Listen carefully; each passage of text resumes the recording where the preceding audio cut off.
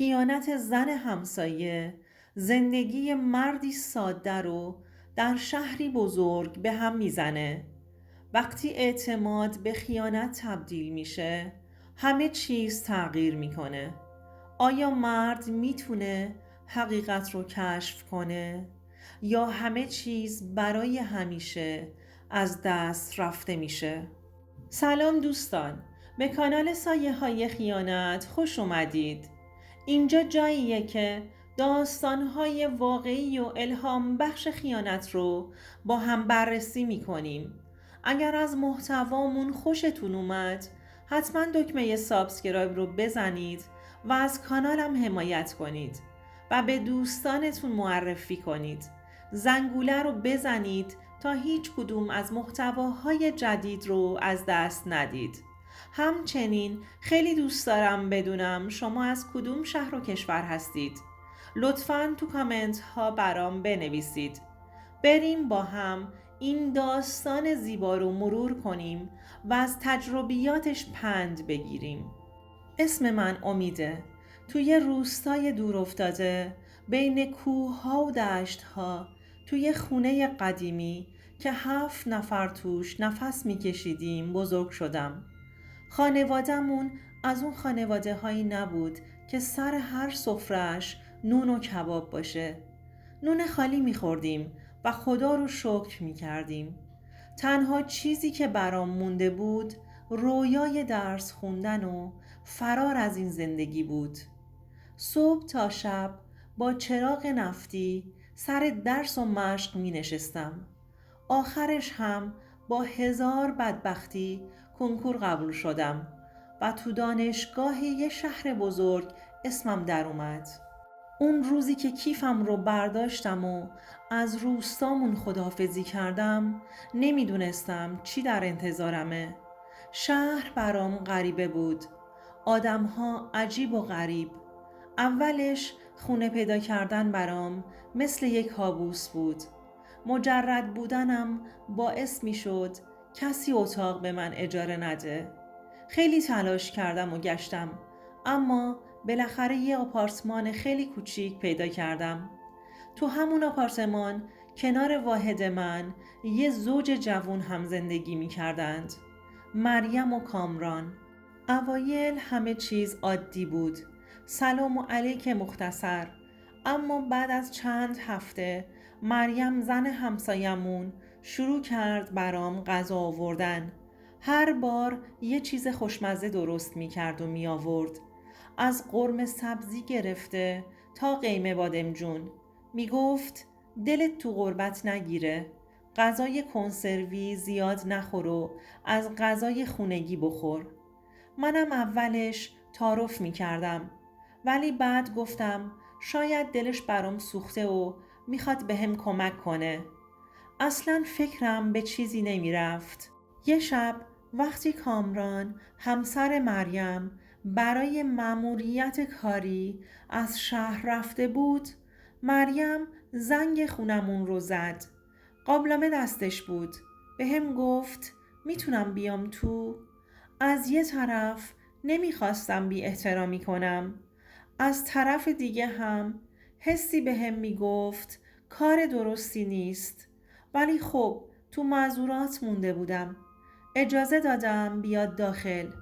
اومد داخل و روی مبل نشست و شروع کرد از زندگیش گفتن که چقدر سختی کشیده و چقدر با کامران مشکل داره. منم تو همین حرف زدنهاش رفتم ظرف غذاش رو خالی کردم و شستم و براش آوردم و همونجا نشستم که دستش رو گذاشت روی دست من. جوری نگام کرد که سرم سود کشید. مریم اون شب با لوند بودنش و طرز صحبت و نگاه کردنش، حرکات و رفتاراش کاری با هم کرد که اتفاقی افتاد که نباید می افتاد. خودمم نمیدونم چطور کنترل خودم رو از دست دادم. مریم خیلی ماهرانه بازی کرد. این شد شروع یه رابطه پنهانی ما. قلباً راضی نبودم چون متأهل بود و داشت به شوهرش خیانت می کرد. از طرفی هم منو از تنهایی در می آورد. هر بار که کامران نبود می اومد پیشم. اولش با ترس و لرز بود، اما کم کم عادت کرده بودیم. شبها همش خواب مریم رو می دیدم که تو راهروی آپارتمان دارم باهاش حرف می زنم. از این ترس داشتم که همسایه ها ما رو با هم نبینند، که بخوان برای کامران خبر ببرند. این شده بود کابوس هر شبم. یه روز که مشغول مرتب کردن خونم بودم، دیدم مریم گوشیش رو تو خونم جا گذاشته. کنجکاو شدم و گوشیش رو باز کردم. با کمال ناباوری دیدم مریم پیام‌هایی با چند نفر دیگه هم داره. همون لحظه فهمیدم من یکی از چند نفری بودم که تو دامش افتاده بودم. دنیا دور سرم چرخید. چقدر ساده بودم. از همین ساده بودنم استفاده کرده بود و منو فریب داده بود. وقتی برگشت که گوشی رو بگیره، بدون هیچ حرفی گوشی رو بهش دادم و گفتم همه چیز تمومه. مریم که شوکه شده بود و نگام می کرد، شروع کرد به التماس کردن که چی شده، اما جوابی بهش ندادم و در رو بستم. روزها زیر نظر داشتمش که کجا میره و با کی میره، با کی بر میگرده. فقط میخواستم بدونم پیام هایی که دیدم واقعیت داره. تا اینکه رفت و آمدهاش و ارتباطش رو با مردهای غریبه به چشم خودم دیدم. هر بار که کامران بیچاره مأموریت کاری داشت، مریم به کارهاش ادامه میداد. دیگه جواب زنگها و پیامهاش رو نمیدادم. وقتی هم برام غذا می آورد، در رو براش باز نمی کردم. تا اینکه تصمیم گرفتم از اون خونه برم تا از دستش راحت شم. چند روز فقط گشتم تا یه خونه دیگه توی شهر پیدا کردم و از اون کابوس فاصله گرفتم. طوری اسباب کشی کردم که مریم متوجه نشه، اما مدتها صدای مریم و خاطراتمون دست از سرم بر نمی داشت. این تجربه تلخ یادم داد که هر ظاهری پشتش یه حقیقت تلخ ممکنه پنهون باشه. حالا هر وقت به گذشته فکر می کنم با خودم میگم چطور مریم زن همسایه در نبود شوهرش با مردهای غریبه بهش خیانت می کرد. اما کامران هیچ وقت بویی از خیانت زنش نبرده بود. برای کامران احساس تأسف می کردم که قسمتش این زن فریبکار و خیانتکار بوده.